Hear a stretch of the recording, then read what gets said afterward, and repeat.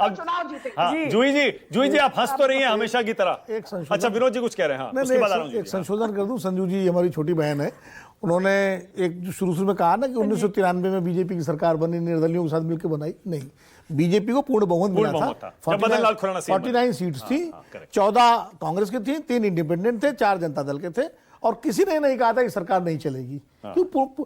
ये अलग बात है कि उसमें 3 चीफ मिनिस्टर बदले गए, खुराना जी आए, साहब सिंह वर्मा बने, फिर सुषमा जी बने। तो इतना एक फैक्चुअल, ठीक है फैक्चुअल संशोधन। जूही जी, अच्छा जूही जी कमाल है, मतलब आप हमेशा की तरह मुस्कुरा रही हैं जूही जी। इतनी बड़ी हार हुई बिहार में, उसके बाद भी आप इतना मुस्कुरा रही हैं। मानक जी, इतने मुहावरे, कविता और बिना तथ्य के लोग यहाँ बोल रहे हैं तो थोड़ा मुस्कुराहट आ गई। हालांकि मासूमियत जेडीयू के भाई की उस पर मैं सदके जावा कि आप सामान्य प्रशासन विभाग को गृह विभाग के तुलना में डाल रहे हैं। सर थोड़ा पता कर लीजिएगा सामान्य प्रशासन में होता क्या है, किस तरह की उसमें अधिकार होते हैं, उसमें जो भवन वगैरह होते हैं, प्रोटोकॉल होते हैं, गाड़ी अलॉटमेंट होता है, छुट्टियों का डिक्लेरेशन होता है, वो होता है। गृह विभाग आप भाजपा रखें, सम्राट चौधरी रखें, नीतीश कुमार रखें, हाउ इज इट रेलेवेंट? क्योंकि नीतीश कुमार जी ही वहां मुख्यमंत्री थे, है ना, पिछले 20 साल से। तो सुशासन तो था नहीं, कानून व्यवस्था ध्वस्त थी। बिहार क्राइम रेट में ऑलमोस्ट ऑन दी टॉप है। जिस यूपी की मॉडल की बात की जा रही है वहां पर क्राइम रेट, कस्टोडियल डेथ, फर्जी एनकाउंटर, एफआईआर न लिखना, इस सब पर आप एनसीआरबी के डेटा, महिलाओं के प्रति अपराध सब पे टॉप है। और गैंग वॉर, जेल में गैंग वॉर, ये उत्तर प्रदेश का एक मॉडल है। केवल बुलडोजर दिखा देने से, चिन्हित करके लोगों के घर गिरा देने से आप सुशासन नहीं एस्टैब्लिश करते। बाकी जेल पर कब्जा गठबंधन की हुई है, एनडीए की हुई है। छपरा में अपराधियों ने कब्जा कर लिया था। सर चिल्लाने से नहीं होगा सर। 20 साल से तो आप ही के मुख्यमंत्री थे नीतीश कुमार, ने इस्तीफा क्यों नहीं दे दिया? 20 साल से आपने क्या किया बिहार में?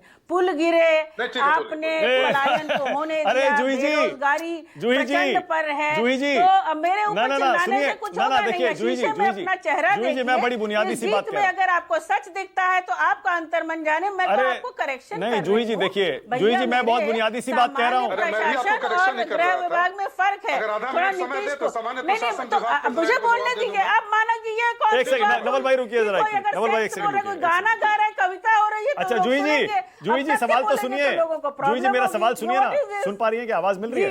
जूही जी आवाज मिल रही है? हाँ जूही जी, मैं ये कह रहा हूं कि अभी अभी चुनाव खत्म हुआ, 202 सीटें आती हैं एनडीए को, 243 में से 202, और अभी भी आपके तेवर से मुझे ऐसा लग रहा है कि आप अभी भी प्रचार के मोड में हैं। अरे प्रचार खत्म हो गया जूही जी, वोट पड़ गया, जनादेश आ गया, एनडीए की सरकार बन गई, अब आगे बढ़िए जूही जी। हाँ आगे बढ़िए।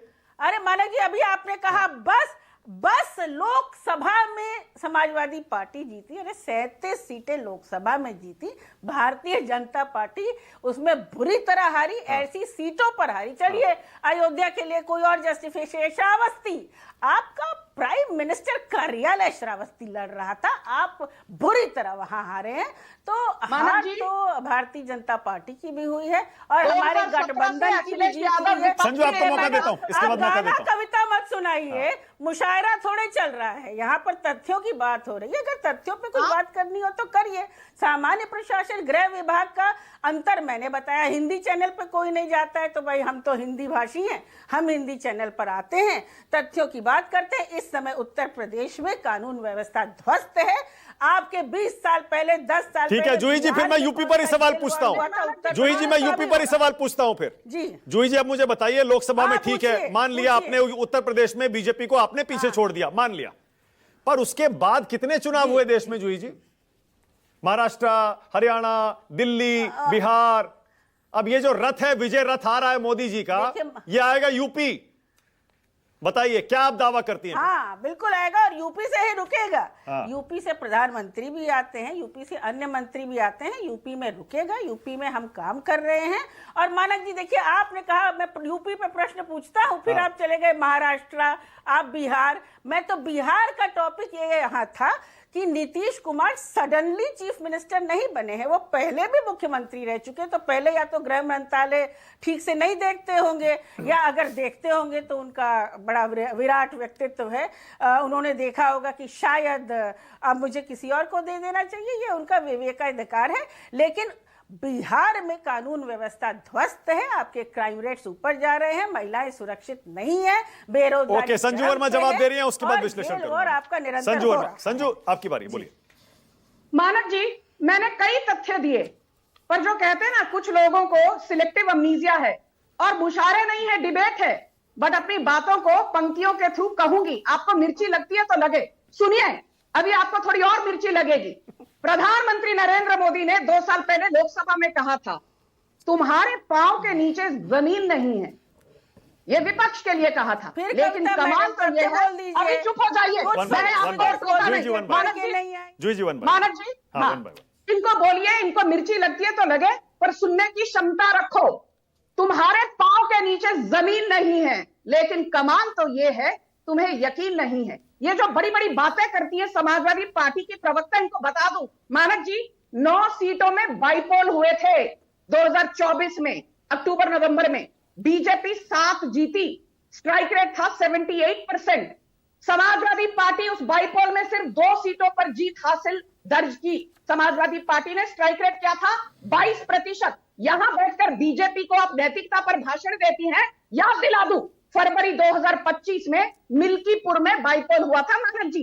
इनके जो बड़े नेता हैं अवधेश प्रसाद, उनके सुपुत्र अजीत प्रसाद को मुंह की खानी पड़ी। बीजेपी के चंद्रभानु पासवान ने आपके अवधेश प्रसाद के सुपुत्र अजीत प्रसाद ओके, ऑलराइट, अब विश्लेषण